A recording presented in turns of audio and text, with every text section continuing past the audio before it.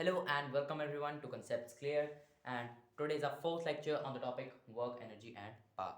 और आज की वीडियो में हम बात करेंगे पोटेंशियल एनर्जी के बारे में। पिछले लेक्चर के अंदर हमने एनर्जी को पढ़ा था और काइनेटिक एनर्जी को हमने बहुत अच्छे से डेप्थ में क्वेश्चंस के साथ कर लिया था, और आज की वीडियो में हम बात करेंगे पोटेंशियल एनर्जी के बारे में। सो बिफोर गोइंग ऑन यार, वीडियो को लाइक करो, शेयर करो, चैनल को सब्सक्राइब कर दो, and if you have any doubts you can connect us through various platforms. सारे लिंक्स डिस्क्रिप्शन के अंदर हैं। So let's come on. सो अब हमने बात करनी है पोटेंशियल एनर्जी के बारे में।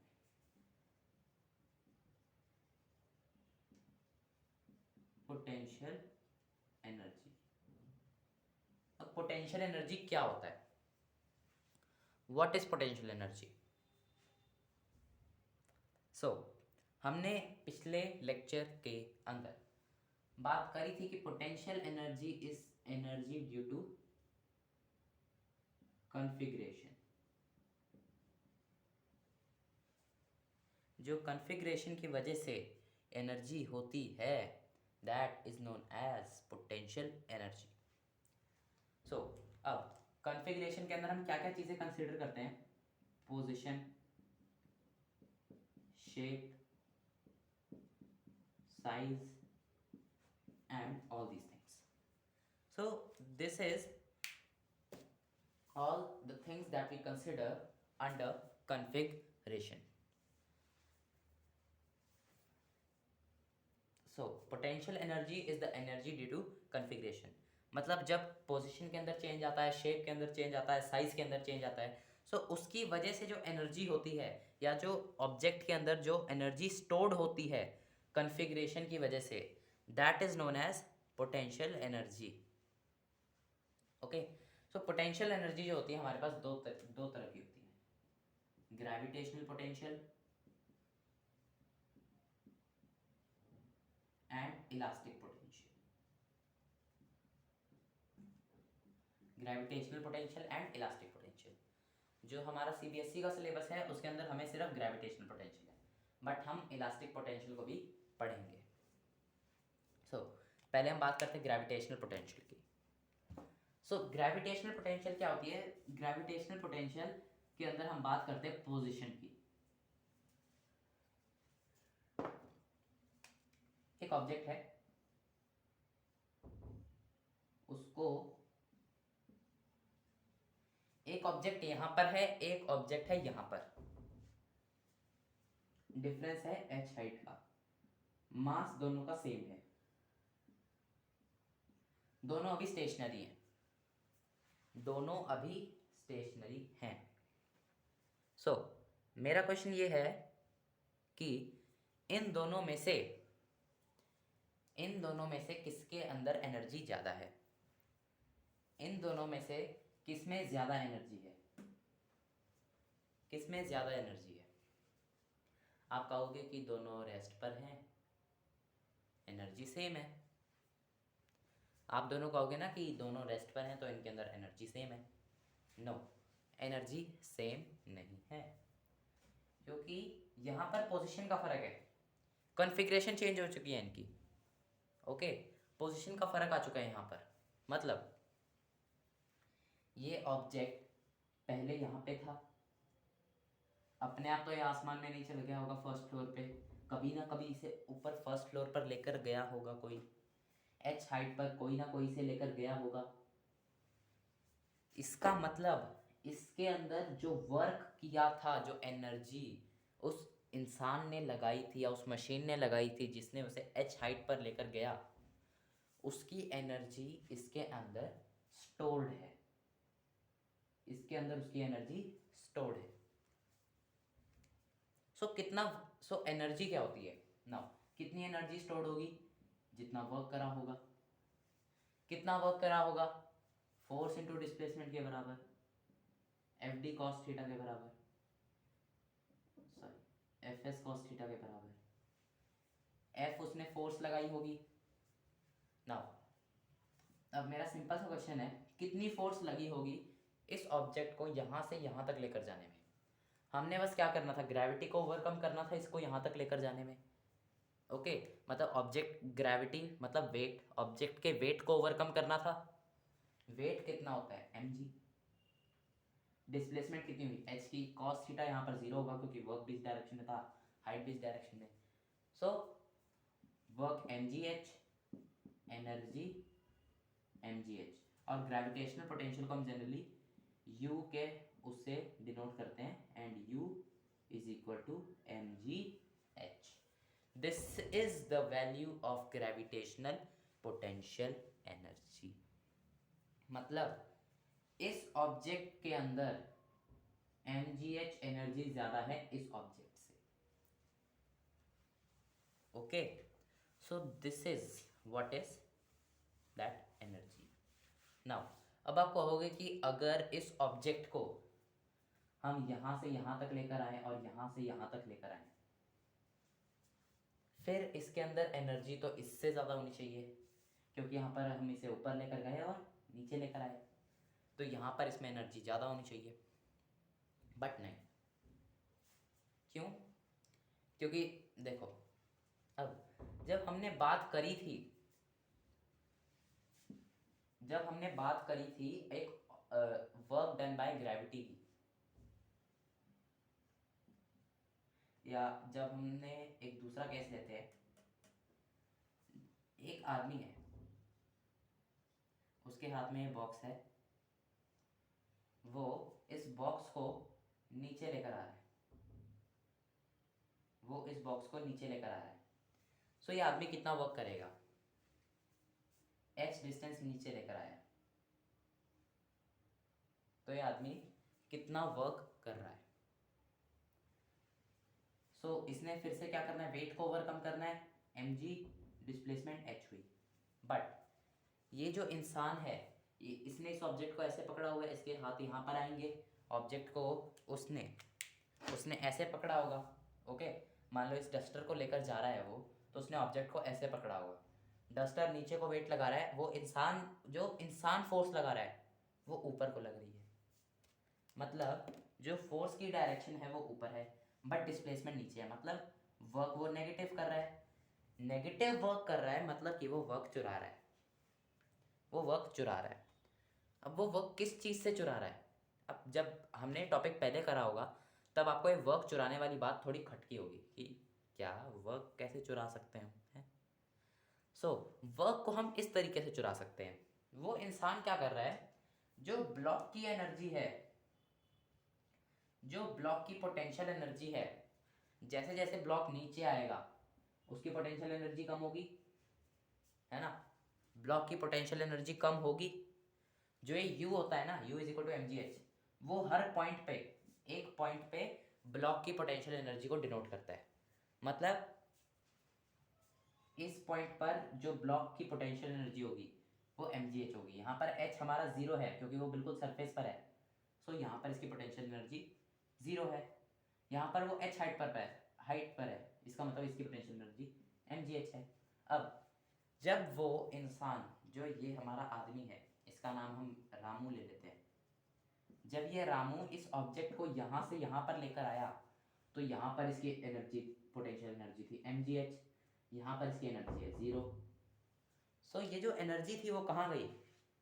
आप कहोगे एनर्जी डिस्ट्रॉय होगी। नो, एनर्जी डिस्ट्रॉय नहीं हो सकती, ये एक लॉ है। Energy can neither be created nor be destroyed, law of conservation of energy होता है। ओके, जैसे law of conservation of momentum होता है ना, वैसे law of conservation of energy होता है कि एनर्जी को ना तो हम क्रिएट कर सकते हैं ना तो हम डिस्ट्रॉय कर सकते हैं।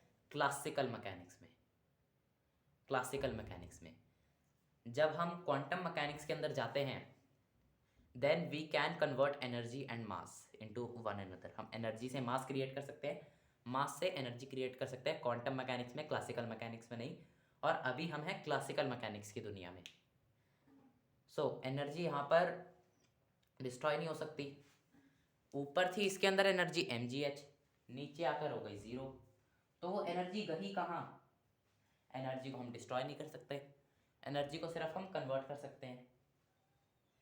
इसका मतलब जो इसने नेगेटिव mgh वर्क करा था, वो इसने क्या करा था? वो इसने जो ब्लॉक की पोटेंशियल एनर्जी थी वो अपने अंदर ले ली। ठीक है, जैसे एवेंजर्स के अंदर होता है ना, वो एक दूसरे की एनर्जी छीन लेते हैं, जैसे कार्टून्स वगैरह के अंदर दिखाते हैं वो, कि एक इंसान ने दूसरे इंसान की एनर्जीज वगैरह छीन ली। सो यहाँ पर इसने वो करा, यहाँ पर इसने ब्लॉक की पोटेंशियल एनर्जी अपने अंदर ले ली। ठीक है, सो इसने क्या करा, नेगेटिव एमजीएच वर्क करा। इसने अपनी एनर्जी को स्पेंड नहीं करा, इसने एनर्जी ली है, इसने एनर्जी गेन करी है। इसने एनर्जी को स्पेंड नहीं करा, इसने एनर्जी गेन करी है। सो इसीलिए हम बोलते हैं कि वर्क नेगेटिव हो सकता है। अब आप लोगों को समझ में आई जो मैंने बात कही थी, वर्क चुराता है। वो किसी से चुराता है, वो पोटेंशियल एनर्जी चुराते हैं यार, वो पोटेंशियल एनर्जी को चुराते हैं। So this is our potential energy. छोटा सा टॉपिक है, ज़्यादा डिफिकल्ट भी नहीं है। अब जैसे जैसे एक ऑब्जेक्ट सरफेस लेवल से ऊपर जाता है, उसकी पोटेंशियल एनर्जी इंक्रीज होती है। ये बात तो हमें समझ में आ रही है, क्योंकि एच इंक्रीज होता है। जैसे जैसे ऑब्जेक्ट नीचे आता है, उसकी पोटेंशियल एनर्जी डिक्रीज होती है। सेम लेवल पर ऑब्जेक्ट्स की पोटेंशियल एनर्जी सेम रहती है, क्योंकि जब सेम मास के हो, ठीक है, सेम मास के ऑब्जेक्ट्स की सेम लेवल पर, सेम हाइट पर पोटेंशियल एनर्जी सेम रहती है। अब आप कहोगे यहाँ पर ठीक है, लेकिन हम हाइट को ज़ीरो कब माने? हम अगर अर्थ के सरफेस पर हाइट को ज़ीरो मानेंगे, तो जैसे हम अर्थ के अंदर डिग करेंगे, अगर हम अंडरग्राउंड जाते हैं, जब हम सरफेस के नीचे जाते हैं, तब तो पोटेंशियल एनर्जी को नेगेटिव हो जाना चाहिए। बट यहाँ पर ऐसे होता है कि पोटेंशियल एनर्जी के अंदर हम किसी भी एक पॉइंट को ज़ीरो मान लेते हैं, और जनरली हम अर्थ के सरफेस को ही ज़ीरो मानते हैं। ओके, सो हम अर्थ के सरफेस को ज़ीरो मानते हैं, और बाकी पॉइंट्स को जैसे जैसे हाइट इंक्रीज होती है, वैसे वैसे हम उसको इंक्रीज करते जाते हैं। So that is gravitational potential energy. बहुत ज़्यादा सिंपल सा टॉपिक है, कुछ ज़्यादा कॉम्प्लेक्स है नहीं। अगला टॉपिक जो हमारा आता है, ग्रेविटेशनल पोटेंशियल एनर्जी हमने कर लिया। Now we have to do elastic potential energy. So let me erase this board.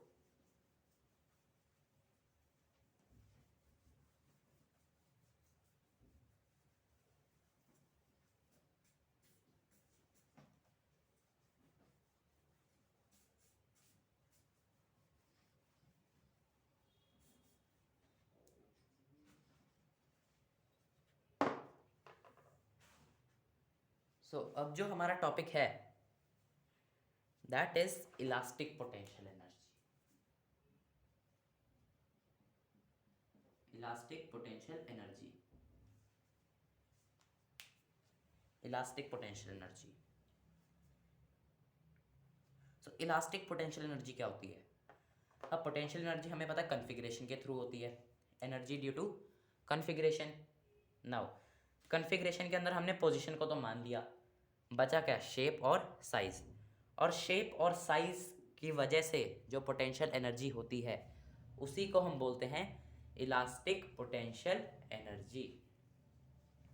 So elastic potential energy करने से पहले we need to understand a law, that is Hooke's law.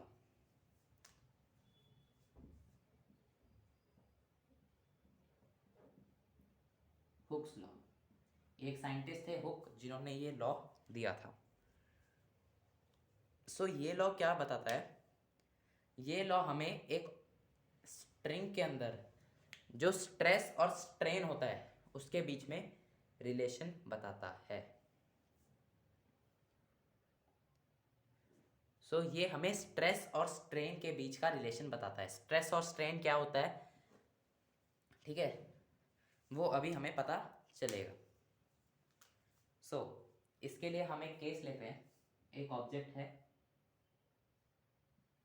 ये एक pan है जो एक स्ट्रिंग के साथ कनेक्टेड है, इसकी लेंथ है L। अब हमने क्या करा, इसके ऊपर एक वेट रख दिया, और इसकी लेंथ पहले L थी, अब इसकी लेंथ डेल्टा L से इंक्रीज होगी। डेल्टा क्या होता है, हमने बात करी थी change, small change.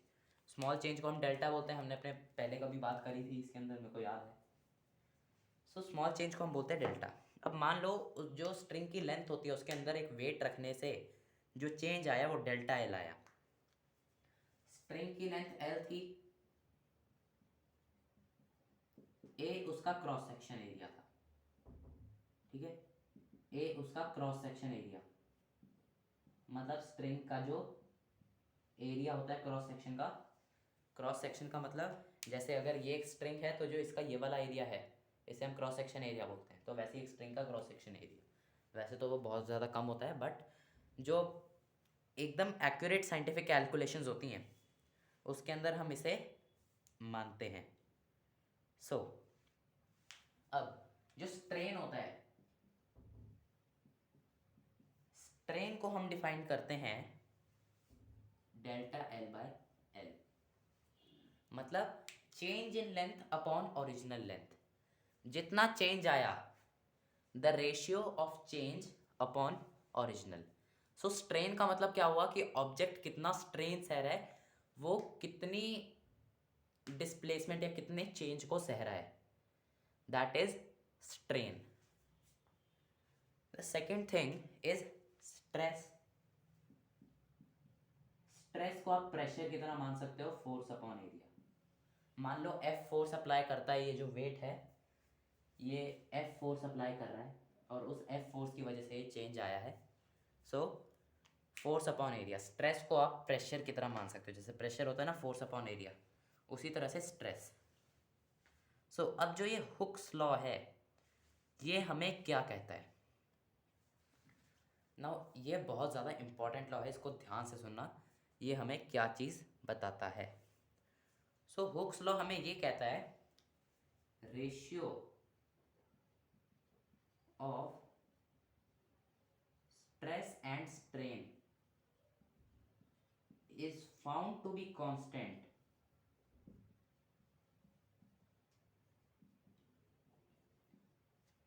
the ratio of stress and strain is found to be constant up to a limit, एक लिमिट तक, उस लिमिट के बाद वो कांस्टेंट नहीं रहता है, दैट इज इलास्टिक लिमिट।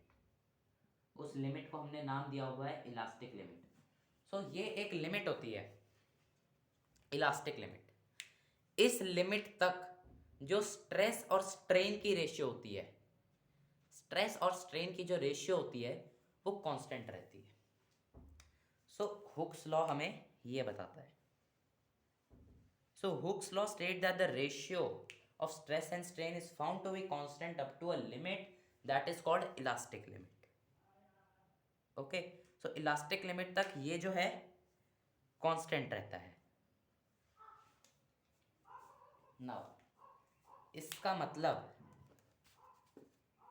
इससे हम ये चीज कह सकते हैं stress is directly proportional to strain, ठीक है, क्योंकि जितनी ज़्यादा फोर्स होगी उतना ज़्यादा चेंज आएगा, है ना, डिनोमिनेटर लेंथ और एरिया तो सेम ही रहेंगे, जितनी ज़्यादा फोर्स होती जाएगी उतना ज़्यादा चेंज बढ़ता जाएगा, मतलब दोनों फ्रैक्शंस इंक्रीज होंगी, मतलब stress is directly proportional to strain. अब जब हम प्रोपोर्शनैलिटी हटाएंगे तो एक कांस्टेंट ऑफ प्रोपोर्शनैलिटी आएगा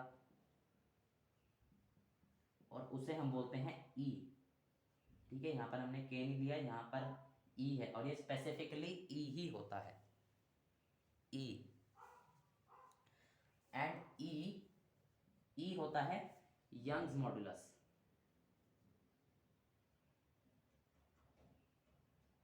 यंग्स मॉड्यूलस, ई होता है यंग्स मॉड्यूलस। अब ये जो मॉड्यूलस वगैरह होते हैं ये सब चीज़ें हम करेंगे जब एक इलास्टिसिटी का चैप्टर आता है, ठीक है, फिजिक्स के अंदर ही होता है। सो वहाँ पर हम ये सारे टाइप्स के मॉड्यूलस करेंगे, यंग्स मॉड्यूलस, ये मॉड्यूलस, वो मॉड्यूलस, ठीक है। तो अभी ज़्यादा सोचो मत, यंग्स मॉड्यूलस क्या है, बस एक कांस्टेंट है। यंग्स मॉड्यूलस एक कांस्टेंट है जिसको नाम दिया हुआ है, एक साइंटिस्ट थे हमारे थॉमस यंग, उनके ऑनर के अंदर हमने इस कांस्टेंट को नाम दिया है यंग्स मॉड्यूलस। ओके, सो इससे, इस चीज़ से जो ये रिलेशन हमने फाइंड आउट करा है, इससे हम कह सकते हैं कि जो फोर्स है it is directly proportional to delta L, force is directly proportional to delta L. अब हम डेल्टा एल को थोड़ी देर के लिए एक्स मान लेते हैं क्योंकि डेल्टा एल बार बार लिखना थोड़ा सा टीडियस हो जाता है, तो डेल्टा एल की जगह अभी हम डेल्टा एल को थोड़ी देर तक एक्स मान लेते हैं, एक्स। ठीक है, जहाँ पे एफ फोर्स है और जो एक्स है वो एक्सटेंशन है, मतलब डेल्टा एल। डेल्टा एल को भी हमने थोड़ी देर के लिए एक्स माना है। इसका मतलब F is equal to k x. एक और इम्पोर्टेंट रिलेशन, और यही रिलेशन हमें यूज होगा जो इलास्टिक पोटेंशियल एनर्जी होती है उसकी वैल्यू को डिराइव करने में। सो हुक्स लॉ को पूरा समझाने का जो मेरा इंटेंशन था वो ये था, ताकि मैं आप लोगों को ये चीज़ समझा पाऊँ कि F is equal to k x, जहाँ पर F फोर्स है, X जो है वो एक्सटेंशन है, एंड K को हम बोलते हैं स्प्रिंग्स कांस्टेंट, इलास्टिक कांस्टेंट या फोर्स कांस्टेंट। ठीक है, इसके तीन नाम हैं। इसको हम स्प्रिंग कांस्टेंट भी बोलते हैं, इलास्टिक कांस्टेंट भी बोलते हैं और फोर्स कांस्टेंट भी बोलते हैं। सो ये होता है हमारा K। इसका अगर हम एक ग्राफ प्लॉट करें तो हम उसको कुछ इस तरीके से कर सकते हैं। ये O है, ये A है, यहाँ पर स्ट्रेन है, यहाँ पर स्ट्रेस है। ये है हमारी इलास्टिक लिमिट। मतलब इस लिमिट तक स्ट्रेस और स्ट्रेन प्रोपोर्शनल रहेंगे, उसके बाद नहीं रहेंगे। उसकी रेशियो स्ट्रेस और स्ट्रेन की इस लिमिट तक कांस्टेंट रहेगी, उसके बाद नहीं रहेगी।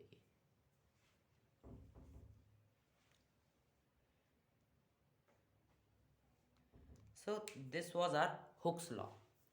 इसी के साथ हमारा जो हुक्स लॉ है वो खत्म हो जाता है। Hooke's law is now finished. So अब हम इस हुक्स लॉ को यूज करके इलास्टिक पोटेंशियल एनर्जी की इक्वेशन डिराइव कर सकते हैं। बिल्कुल कर सकते हैं, क्या दिक्कत है, बिल्कुल करेंगे। So let's derive the equation for elastic potential energy.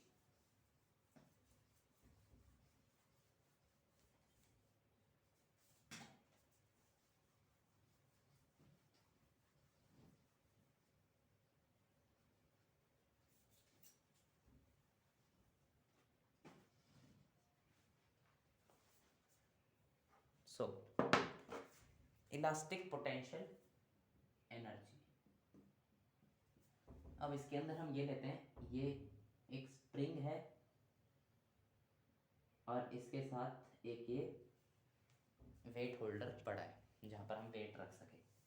अब क्या हुआ, हमने यहाँ पर एक वेट रख दिया जिसकी वजह से इस स्प्रिंग के अंदर एक एक्सटेंशन आ गई। पहले इसकी लेंथ L मान लेते हैं, बाद में इसकी लेंथ L प्लस एक्स हो गई। ओके, बाद में इसकी लेंथ L प्लस एक्स हो गई। ओके, सो यहाँ पर क्या है, अब हम क्या करते हैं, इलास्टिक पोटेंशियल एनर्जी या फोर्स को फाइंड आउट करते हैं। सो फोर्स को हमने अभी हुक्स लॉ के अंदर पढ़ा था, F is equal to k x होता है। सो व्हेन एक्सटेंशन जीरो है, जो एक्सटेंशन है x, जब एक्सटेंशन हमारा जीरो है मतलब जब हमने वेट नहीं रखा, तो F is equal to k zero, F is equal to zero. जब हमने वेट रख दिया, एक्सटेंशन x हो गई, देन हमारे पास आ जाता है F is equal to k x. अब अगर हम एवरेज फोर्स निकालें, एवरेज फोर्स क्या आएगी, दोनों फोर्सेस का sum by two, k x by two, and this is our elastic potential energy. So work क्या होता है, फोर्स इनटू डिस्प्लेसमेंट। डिस्प्लेसमेंट कितनी हुई, एक्सटेंशन जितनी हुई, फोर्स क्या थी के एक्स बाय टू, डिस्प्लेसमेंट कितनी हुई, जितनी एक्सटेंशन हुई, के एक्स स्क्वायर बाय टू। और इसको हम जनरली लिखते हैं हाफ के एक्स स्क्वायर, ज़्यादा अच्छा लगता है ऐसे, इसलिए हम इसको ऐसे लिखते हैं। जैसे हम काइनेटिक एनर्जी को m v square by two minus m u square by two भी लिख सकते हैं, बट हम उसे half m v square by two, half m v square minus half m u square लिखते हैं क्योंकि वो ज़्यादा अच्छा लगता है। इसी तरह से हम इलास्टिक पोटेंशियल एनर्जी को हाफ के एक्स स्क्वायर लिखते हैं, के एक्स स्क्वायर बाय टू नहीं, क्योंकि हाफ के एक्स स्क्वायर ज़्यादा बढ़िया लगता है दिखने में भी बोलने में भी। So elastic potential energy is equal to half k x square. कैसे आया, पूरी राम कथा आप लोगों को बता दी है। सो ये तो थी हमारी पोटेंशियल एनर्जी। इसी के साथ जो हमारी पोटेंशियल एनर्जी है वो ख़त्म हो जाती है। Now potential energy is finished. आज के लेक्चर के लिए बहुत ज्ञान हो चुका है, हालांकि हमारे पास 5 मिनट अभी भी बचे हैं, बट बहुत ज़्यादा ज्ञान हो चुका है। तो अब हम कंटिन्यू करेंगे अगले लेक्चर में, जिसके अंदर हम स्टार्ट करेंगे वर्क एनर्जी थ्योरम के साथ। देन हम जो कंजर्वेशन ऑफ एनर्जी है या कंजर्वेशन ऑफ मैकेनिकल एनर्जी है टू बी प्रिसाइज, उसके साथ हम कंटिन्यू करेंगे। तब तक के लिए बाय। अगर आप लोग हमारे साथ कनेक्ट होना चाहते हैं, डिस्क्रिप्शन बॉक्स में लिंक्स है, कनेक्ट हो जाओ। एंड एक डिस्क्रिप्शन बॉक्स में गूगल फीडबैक फॉर्म भी है यार, वहाँ पर जाकर आप फीडबैक दे सकते हो कि आपको कैसा लगा लेक्चर, हमें क्या क्या इंप्रूवमेंट्स करने चाहिए एंड ऑल दैट स्टफ। सो तब तक के लिए बाय बाय। अगले लेक्चर में मिलेंगे हम आपके साथ विद वर्क एनर्जी थ्योरम। तब तक के लिए गुड बाय।